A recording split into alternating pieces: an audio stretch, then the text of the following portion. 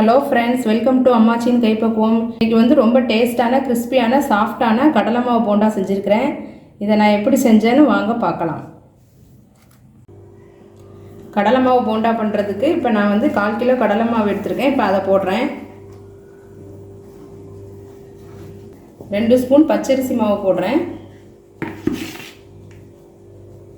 பச்சரிசி மாவு போட்டால் நல்லா கிறிஸ்பியாக வரும், அதனால் அதையும் சேர்த்துக்கிறேன்.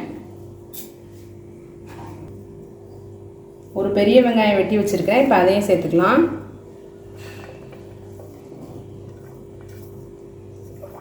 ஒரு சின்ன துண்டு இஞ்சி வெட்டி வச்சுருக்கேன், அதையும் சேர்த்துக்கிறேன். கொத்தமல்லி தழை வெட்டி வச்சுருக்கேன், அதையும் சேர்த்துக்கிறேன். கருவேப்பிலை பொடியை நறுக்கி வச்சுருக்கேன், அதையும் சேர்த்துக்கலாம். பச்சை மிளகாய் ஒரு பச்சை மிளகாய் கட் பண்ணி வச்சுருக்கிறேன், அதையும் சேர்த்துக்கிறேன்.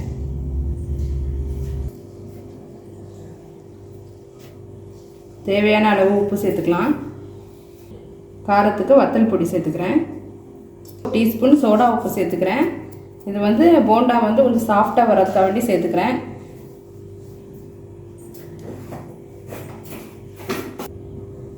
இப்போ 1 டீஸ்பூன் பெருங்காயம் சேர்த்துக்கிறேன், நல்லா வாசமாக இருக்கும். கொஞ்சமாக பெருஞ்சீரகம் சேர்த்துக்கிறேன். போண்டா போடுறதுக்காக வேண்டி எண்ணெய் காய வச்சுருக்கேன். இப்போ அதிலேருந்து சூடான எண்ணெய் ஒரு சின்ன கரண்டி அளவு எடுத்து ஊற்றுறேன். இப்போ இதை நம்ம எல்லாத்தையும் நல்லா மிக்ஸ் பண்ணி எடுத்துக்கலாம்.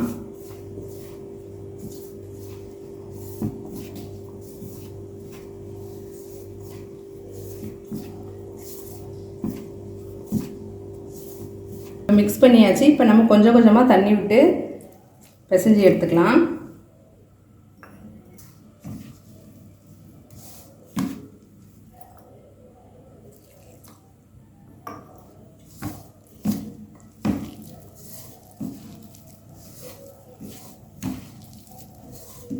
பிசையும் போதே உப்பு காரம் இதெல்லாம் இருக்கான்னு செக் பண்ணிக்கோங்க.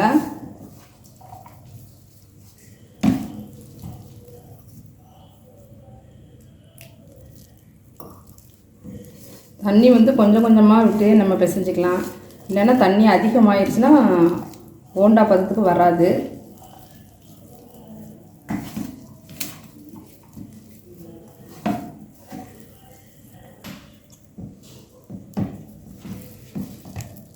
இப்போ போண்டாக்கு மாவு பிசைஞ்சு எடுத்தாச்சு.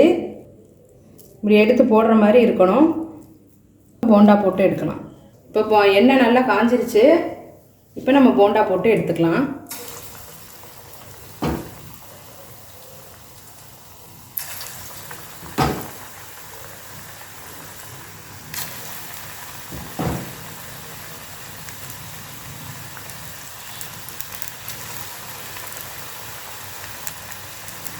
ஸ்டவ்வை மீடியம் ஃப்ளேமில் வச்சுக்கோங்க.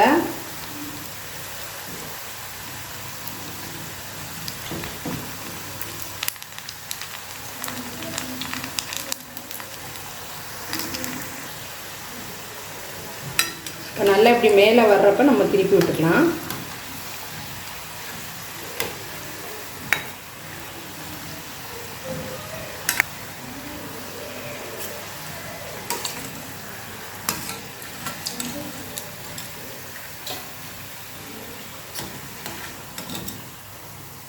பாருங்கள், போண்டா ரெடி ஆயிடுச்சு. இப்போ நம்ம எடுத்துக்கலாம்.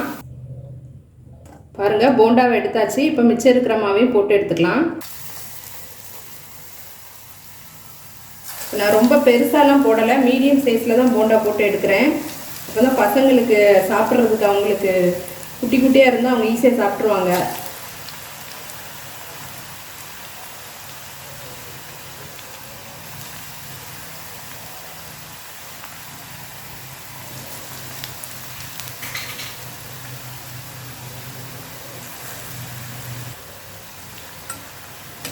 இப்போ திருப்பி விட்டுக்கலாம்.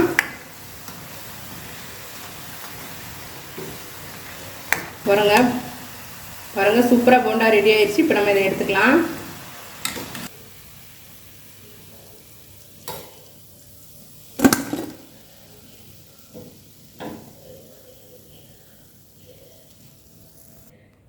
பாருங்கள் ஃப்ரெண்ட்ஸ், சூப்பரான டேஸ்டான கடலை மாவு போண்டா 10 நிமிஷத்தில் நம்ம பண்ணிடலாம். ஈவினிங் ஸ்கூல் விட்டு வர பசங்களுக்கு நம்ம இந்த மாதிரி ஈஸியாக செஞ்சு கொடுக்கலாம். டீ டைம் ஸ்நாக்ஸ் சூப்பராக ரெடி ஆயிடுச்சு. இதை நீங்களும் செஞ்சு பாருங்கள், ரொம்பவே டேஸ்ட்டாக இருக்கும். ரொம்ப ஈஸியாகவும் பண்ணிடலாம். இந்த வீடியோ உங்களுக்கு பிடிச்சிருந்தா அம்மாச்சின் கைப்பை உங்கள் சேனலை மறக்காமல் சப்ஸ்கிரைப் பண்ணுங்கள், லைக் பண்ணுங்கள், கமெண்ட் பண்ணுங்கள். நன்றி.